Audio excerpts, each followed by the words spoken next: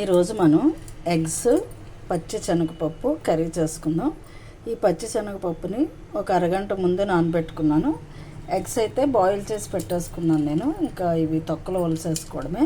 వీటిని ఇప్పుడు కర్రీ చేసుకుందాము. దానికోసం ఉల్లిపాయలు టమాటాలు కట్ చేసుకుందాం.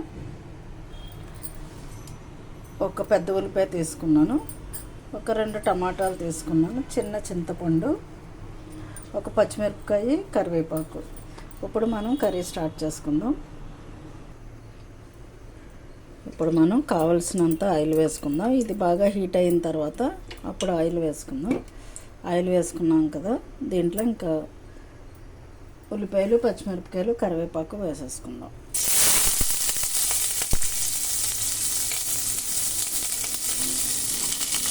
ఆయిల్ వేడైన తర్వాత ఇలా వేసుకుంటే కళాయి కింద మాడిపోకుండా అడుగంటకుండా ఉంటుందన్నమాట. ఇలా వేసేసుకుని ఇది కొంచెం ఫ్రై అయిన బుద్ధ బాగా ఫ్రై చేసుకున్న తర్వాత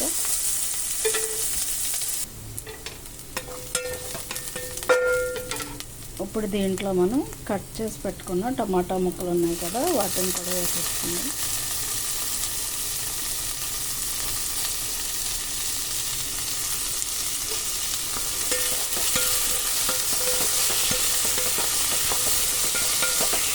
సింపుల్గా అయిపోతుంది కర్రీ, త్వరగా కూడా అయిపోతుంది. మనకు అర్జెంట్ అయినప్పుడు ఇలాంటి కర్రీలు సింపుల్గా త్వరగా చేసేసుకోవచ్చు. ఇప్పుడు శనగపప్పు ఉంది కదా, దీన్ని 3-4 సార్లు కడిగి పెట్టుకోవాలి. ఒక అరగంట ముందు నానబెట్టాం కదా, ఈ పప్పుని మనం దీంట్లో వేసేసుకుందాం. నానబెట్టాం కాబట్టి త్వరగా ఉడికిపోతుంది.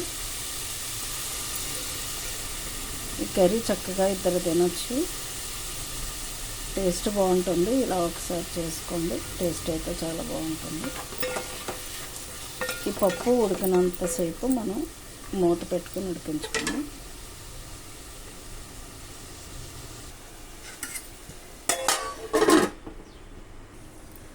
అది ఫ్రై అయ్యేలోపు కొంచెం చింతపండు ఇలా వాటర్లో కడుక్కొని నానబెట్టుకోవాలి. ఎగ్స్ ఒలుసుకుని చిన్న గీటలు పెట్టుకోవాలి. అప్పుడు దాంట్లో ఉప్పు, కారం, మసాలా అన్నీ లోపలికి పడుతుంది.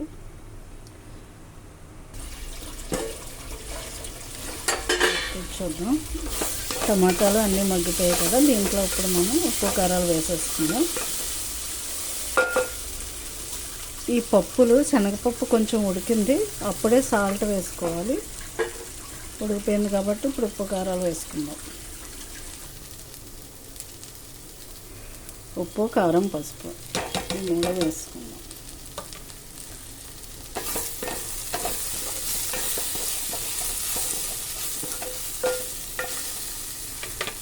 ఇప్పుడు బాయిల్ చేసుకున్న ఎగ్స్ ఉన్నాయి కదా, అవి కూడా వేసేసుకుందాం.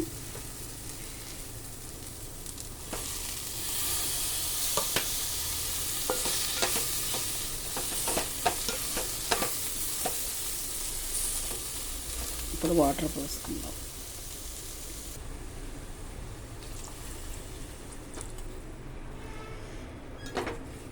భలే కలర్ఫుల్గా కనిపిస్తుంది కదా.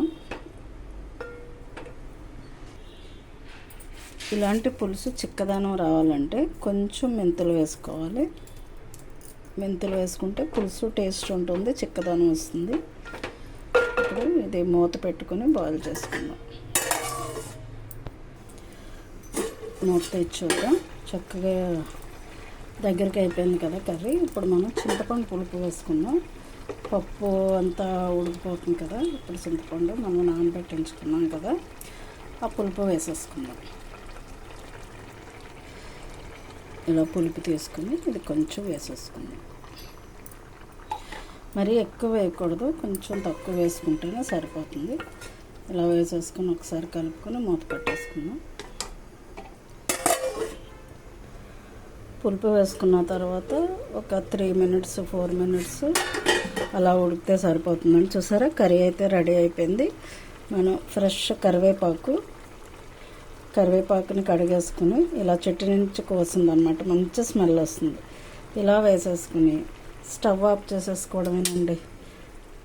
శనగపప్పు ఎగ్స్ కర్రీ అయితే రెడీ అయిపోయింది. చూసారా ఎగ్ ఎంత చక్కగా బాయిల్ అయిందో, పప్పులు కూడా బాగా ఉడికిపోయాయి. ఓకే అండి, చూసారు కదా నా వీడియో. శనగపప్పు ఎగ్స్ కర్రీ సింపుల్గా ఈ విధంగా వండుకుంటే చాలు, చక్కగా కర్రీ అయిపోతుంది. ఈజీగా త్వరగా కూడా అయిపోతుంది. నా వీడియో మీకు నచ్చినట్టయితే లైక్ చేయండి. లైక్ చేయడం మర్చిపోకుండా సబ్స్క్రైబ్ ఇవ్వండి. Thank you.